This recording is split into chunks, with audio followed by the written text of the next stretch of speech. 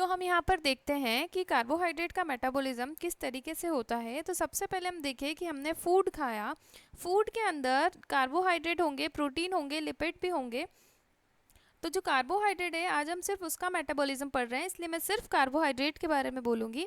तो कार्बोहाइड्रेट उन चीज़ों से मिलता है जिसको खाते हैं तो हमको मीठा लगता है, जैसे कि फ्रूट्स हैं या फिर चपाती है जो कि वीट की बनी होती है, उसको खाने के बाद में माउथ में जब चीव करते हैं तो उसके बाद उसका स्वाद मीठा आता है।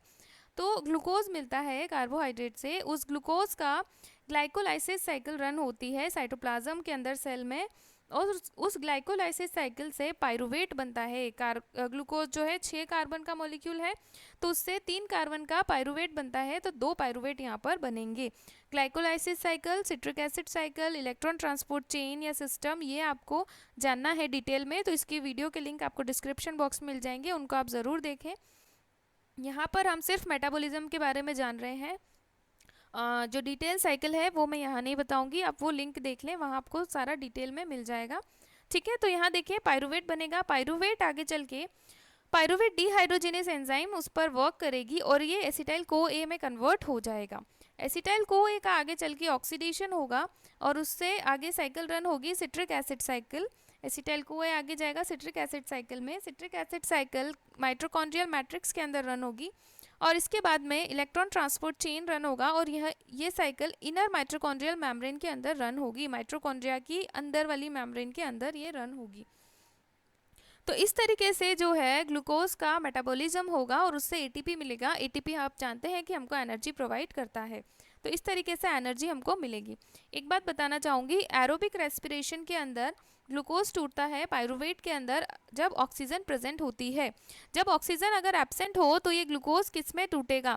ये ग्लूकोज टूटेगा लैक्टिक एसिड के अंदर। जब हम एक्सिस में कोई काम करते हैं यानी एक्सरसाइज करते हैं, एक्सरसाइज मतलब एक्सिस वर्क ही होता है, आपका डेली रूटीन वर्क एक्सरसाइज नहीं कहलाता है। ठीक है, एक्सरसाइज वो कहलाता है जो आप एक्सिस में करें। अगर कोई लेडीज़ जो लेडीज़ होती हैं वो जो घर का काम रोज़ करती हैं, वो एक्सिस वर्क नहीं कहलाता है, वो मतलब एक्सरसाइज नहीं है। लोग कहते हैं ना कि घर का काम करते हैं तो वो एक्सरसाइज है, वो एक्सरसाइज नहीं है। एक्सरसाइज वो होता है जो एक्सिस में किया जाए। ठीक है, जो काम वो तो उनका डेली रूटीन का काम है, वो नहीं। अगर वो कोई एक्सिस में काम करती हैं तो वो एक्सरसाइज है। जो आप वर्कआउट करते हैं, रनिंग करते हैं, तो वो एक्सरसाइज कहलाती है। तो उस टाइम में क्या होता है कि रनिंग वगैरह करते हैं तो हमको ऑक्सीजन भी ज़्यादा चाहिए होता है, तो उतना ऑक्सीजन मिल नहीं पाता है ना। तो क्या होता है कि उस टाइम में ग्लूकोज का ब्रेकडाउन तो तब भी होगा, एनर्जी तो तब भी चाहिए। तो ग्लूकोज का ब्रेकडाउन होगा तो वो लैक्टिक एसिड में कन्वर्ट हो जाएगा, जो मैंने यहाँ लिखा नहीं है। ठीक है, अगर ऑक्सीजन प्रेजेंट होगा तो ही पाइरुवेट में कन्वर्ट होगा, ऑक्सीजन एब्सेंस है तो वो लैक्टिक एसिड में कन्वर्ट हो जाएगा।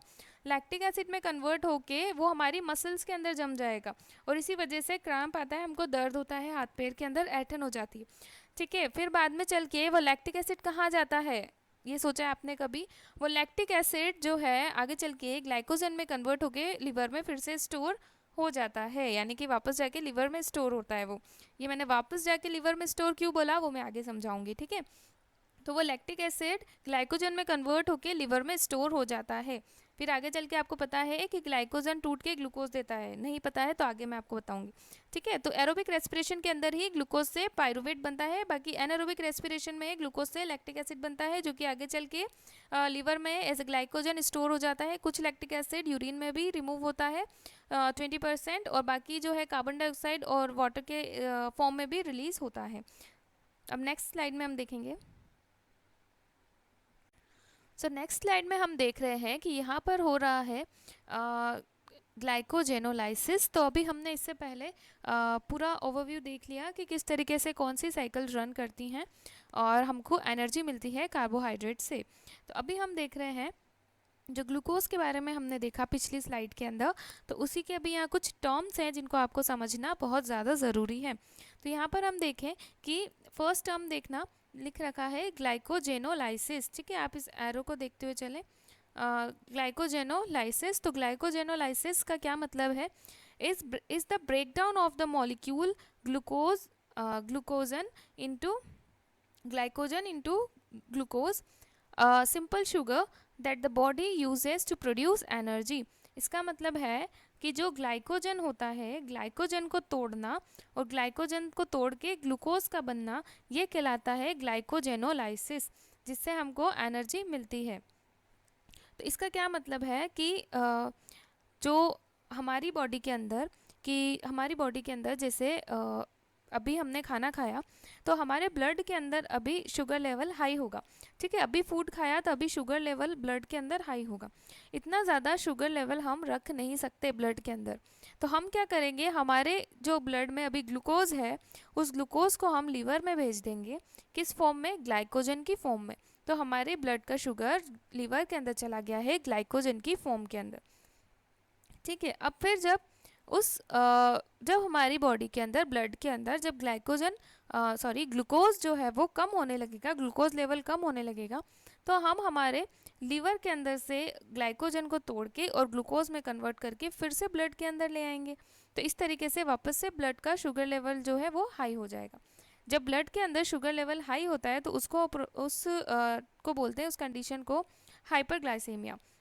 जब ब्लड के अंदर शुगर लेवल लो होता है उसको बोलते हैं हाइपोग्लाइसीमिया, ठीक है। तो उसी तरीके से यहाँ ग्लाइकोजेनोलाइसिस के बारे में लिखा हुआ है।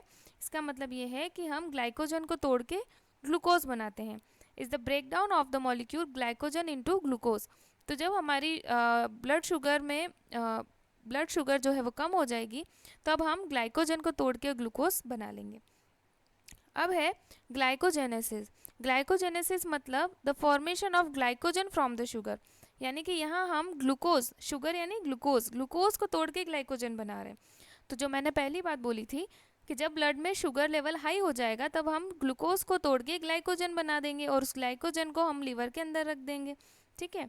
तो जो ग्लाइकोजन बनाने का प्रोसेस है वो है ये ग्लाइकोजेनेसिस। ग्लाइको यानी ग्लाइकोजन और जेनेसिस यानी बनाना, ठीक है। तो ग्लाइकोजेनेसिस, और ऊपर वाला जो है ये उसका उल्टा है, यानी कि जब ब्लड में शुगर लेवल लो हो जाएगा तो हम लीवर से शुगर निकाल के ब्लड को दे देंगे, यानी लीवर में हमने जो ग्लाइकोजन फॉर्म में ग्लूकोज को स्टोर कर रखा है उधर ग्लाइकोजन को तोड़ के और फिर से ग्लूकोज बना के और उसको हम ब्लड में दे देंगे, ठीक है। तो ये काम कौन करता है? ये इंसुलिन हार्मोन करता है।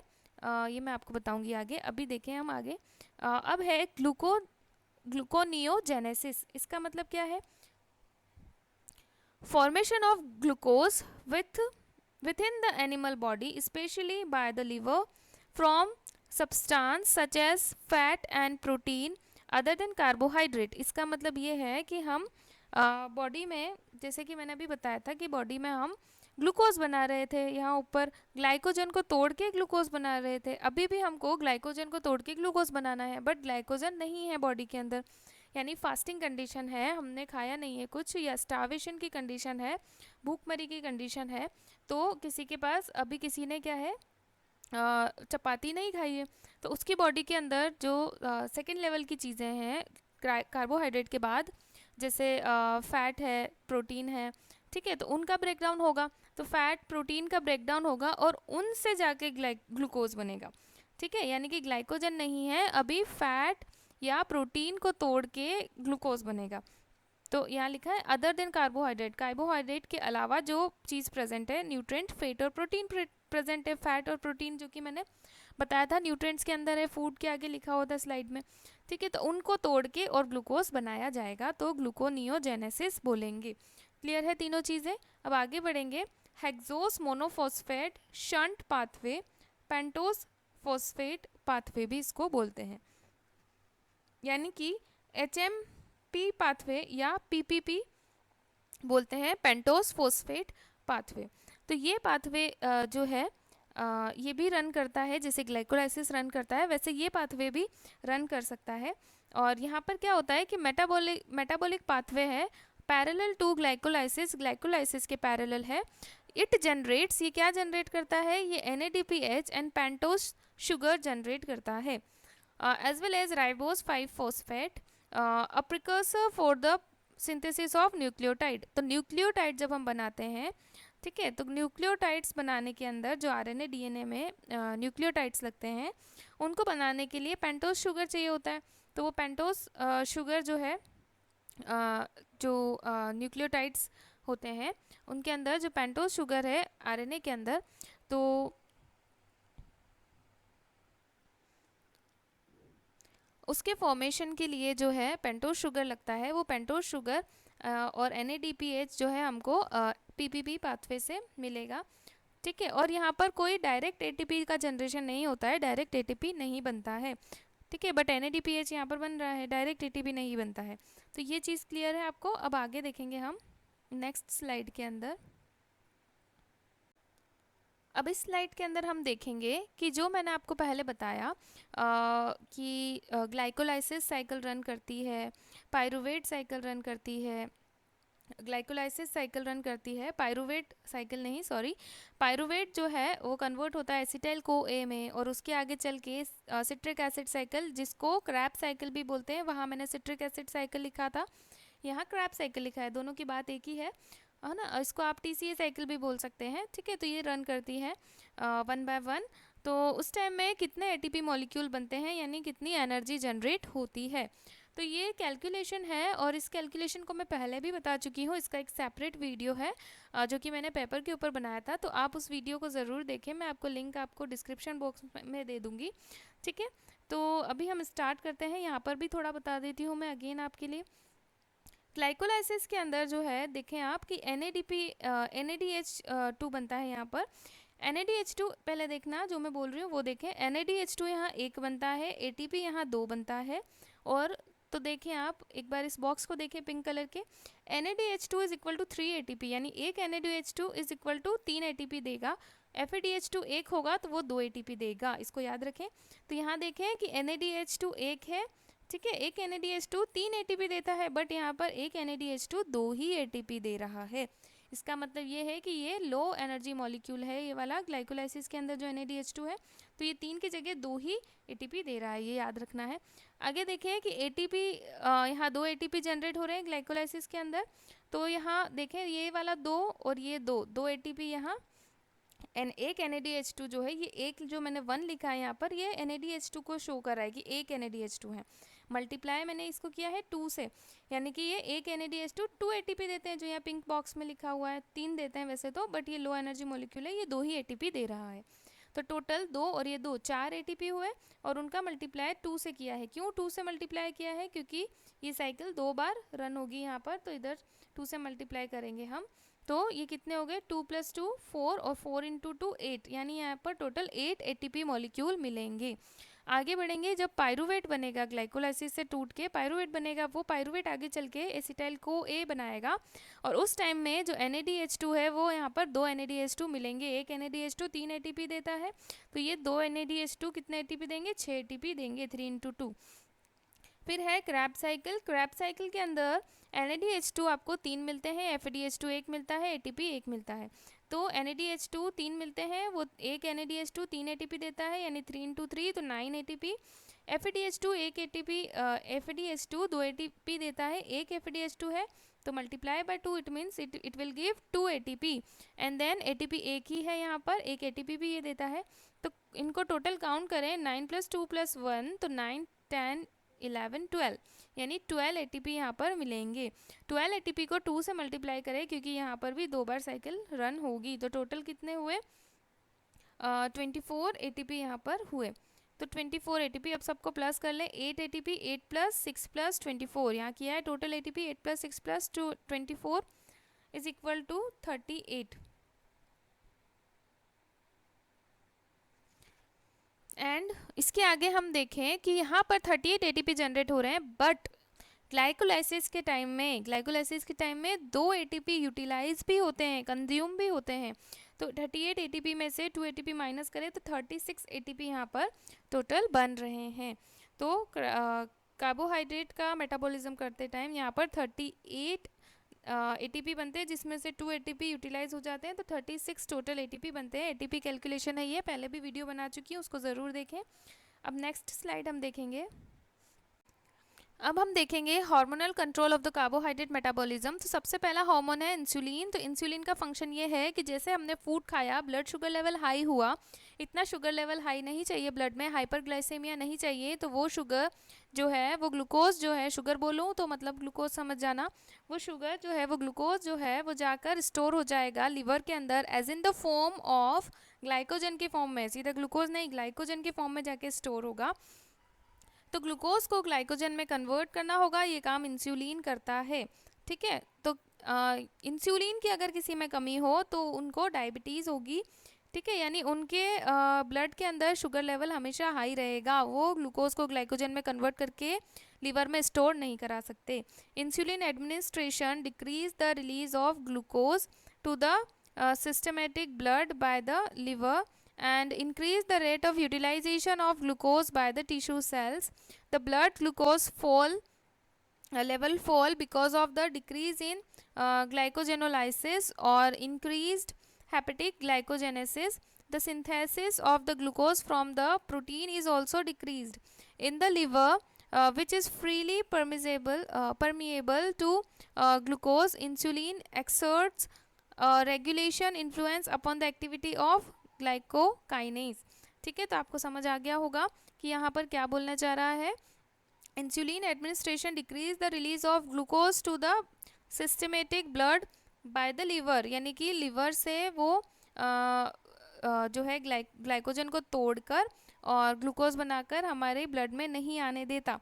ये क्या करता है, ये ग्लूकोज को ग्लाइकोजन बना के लीवर में स्टोर कराता है, ठीक है। ये क्या करता है और क्या करता है, ग्लूकोज का टिश्यू में यूटिलाइजेशन बढ़ा देता है ताकि ब्लड में ग्लूकोज ज़्यादा नहीं रहे, ग्लूकोज लेवल जो है फॉल हो जाए, गिर जाए ब्लड के अंदर, ज़्यादा ग्लूकोज लेवल ना रहे। और ग्लाइकोजेनोलाइसिस को भी ये स्टॉप करता है, यानी कि ग्लाइकोजन को जो है ये ग्लूकोज में कन्वर्ट नहीं होने देता है, ठीक है। तो इस तरीके से ये इसका फंक्शन है। आगे है adrenal cortical hormone. Adrenal cortical hormone का क्या काम है, adrenal oxysteroid hormone increase the blood sugar level, ये ब्लड में शुगर लेवल को इंक्रीज करता है। Liver glycogen and the total body carbohydrate, this hormone influenced by the increasing the output of the glucose by the liver and decrease the utilization of glucose by the tissue. ये क्या करता है, ये liver से glycogen को तोड़ के glucose, यानी कि ये लिवर से ग्लूकोज को बाहर निकालने का काम करता है, ठीक है। और जो टिश्यूज़ के अंदर ग्लूकोज एब्जॉर्ब हो जाए यानी यूटिलाइज हो जाए ताकि ब्लड में शुगर लेवल कम हो जाए, ये वैसा नहीं होने देता है, ये इस प्रोसेस को डिक्रीज करता है, यानी कुल मिला के ब्लड में शुगर लेवल को ये हाई रखता है। The synthesis of carbohydrate from the protein also increase, कुल मिला के ग्लूकोज बढ़ाना चाहता है ये, ठीक है। तो ये क्या करता है, प्रोटीन से भी जो है ये कार्बोहाइड्रेट बनाता है and increase by the stimulation of activity of certain transaminases, process करके ये जो है कार्बोहाइड्रेट बनाता है प्रोटीन से। नेक्स्ट है adenohypophyseal factor. The adrenocorticotropin hormone ACTH and the thyroid stimulating hormone increase the secretion of adrenal cortex and thyroid glands by the stimulating them, which on their turn affect the carbohydrate metabolism. तो ये ACTH और thyroid hormone को secrete करके carbohydrate metabolism का जो है उसको stimulate करता है।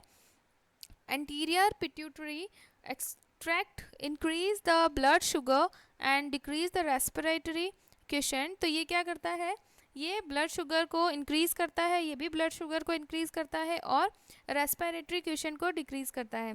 This diabetic symptom are due to somatotrophin which depress the utilisation of the glucose. तो ये डायबिटिक सिम्टम है, यानी कि डायबिटीज़ जैसा ही शो हो रहा है, ब्लड में ग्लूकोज लेवल हाई है और ये क्या करता है, ग्लूकोज का यूटिलाइजेशन भी कम कर देता है, तो ग्लूकोज यूज़ कम होगा और ब्लड में ही पड़ा रहेगा, तो उसका लेवल हमेशा हाई रहेगा। फिर है epinephrine. This the action of the epinephrine is to increase the blood sugar level and the lactic acid, ये भी ब्लड शुगर लेवल बढ़ाता है, लैक्टिक एसिड भी बढ़ाता है, which is due to the increase in the rate of the glycogenolysis in the liver and the muscle. तो ये क्या करता है, लिवर में ग्लाइकोजिनोलाइसिस प्रोसेस कराता है जिससे जो है ग्लूकोज बनता है और ब्लड के अंदर ग्लूकोज का लेवल हाई हो जाता है। Epinephrine stimulate phosphorylation activity and diminish the uptake of the glucose by the tissue. और ये क्या कराता है, ग्लूकोज का टिश्यूज़ में अपटेक नहीं होने देता है, ताकि ब्लड में ही ग्लूकोज का लेवल हमेशा बढ़ा हुआ रहता है। नेक्स्ट है thyroxine, the thyroid hormone increase the breakdown of the glycogen. ये क्या करता है, ग्लाइकोजन जो लिवर में होता है उसको तोड़ता है, उसको तोड़ने को इंक्रीज करता है और ब्लड में ग्लूकोज देता है, ब्लड में ग्लूकोज लेवल हमेशा हाई रहता है। और ये इंटेस्टाइन्स जो है हमारी, उनके अंदर भी जो हेक्सोस शुगर रहता है उसको एब्जॉर्ब करवाता है, एब्जॉर्ब करेगा तो ब्लड में ही जाएगा, तो ब्लड में ब्लड शुगर लेवल हाई रहेगा। फिर है ग्लूकागोन। ग्लूकागोन क्या करता है, जैसा कि मैंने बताया था कि इंसुलिन क्या करता है, इंसुलिन जो है ग्लूकोज को कन्वर्ट कराता है ग्लाइकोजन में और स्टोर करा देता है लीवर में। फिर जब हमारे अंदर फास्टिंग की कंडीशन आती है, भूखे रहते हैं हम, तब क्या होता है कि ग्लाइकोजन टूट के वापस ग्लूकोज में बदलता है। तो ये प्रोसेस जो ग्लाइकोजन तोड़ के वापस ग्लूकोज में बदलने का काम है, ये ग्लूकागोन कराता है। ठीक है, तो the physiological importance of the substance अभी तक पता नहीं है। It is produced by the alpha cell of the islets of the Langerhans. Islet of the Langerhans पर भी मैं सेपरेट वीडियो बना चुकी हूँ, लिंक डिस्क्रिप्शन बॉक्स में मिलेगा, प्लेलिस्ट में जाकर भी चेक कर सकते हैं, ज़रूर देखें। तो उसकी अल्फा सेल से, आइलेट्स ऑफ लैंगरहैंस की अल्फा सेल से जो है ये ग्लूकागोन हार्मोन बनता है and cause an increase in the blood sugar को बढ़ाता है by the hepatic glycogen breakdown. Hepatic यानी लिवर, लिवर के अंदर ग्लाइकोजन का ब्रेकडाउन करके, जैसा कि मैंने बोला, और ब्लड में ग्लूकोज लेवल को ये बढ़ाता है। सो दैट्स ऑल, ये सारा हो गया है, सारी स्लाइड्स जो है यहाँ पर कंप्लीट होती हैं। इसका इंग्लिश वर्जन भी आपको मिलेगा और आगे हम लिपिड, फैट मतलब और प्रोटीन वगैरह का भी मेटाबॉलिज्म और स्ट्रक्चर वगैरह सब कुछ देखेंगे।